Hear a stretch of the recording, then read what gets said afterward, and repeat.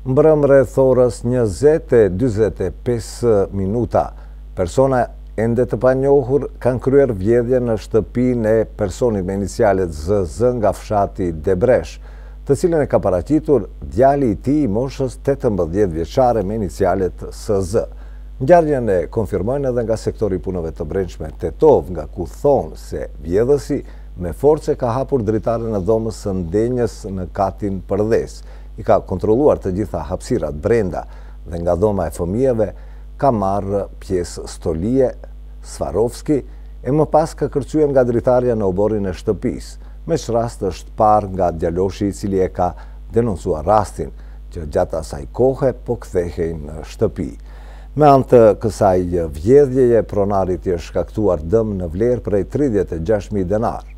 Nga sektori punëve të brendshme thonë se tashmë i kanë informatat e para se kush mund të jetë kryerës i kësaj vepre penale dhe se shumë shpejt do të bëhet arrestimi i të njëjtit.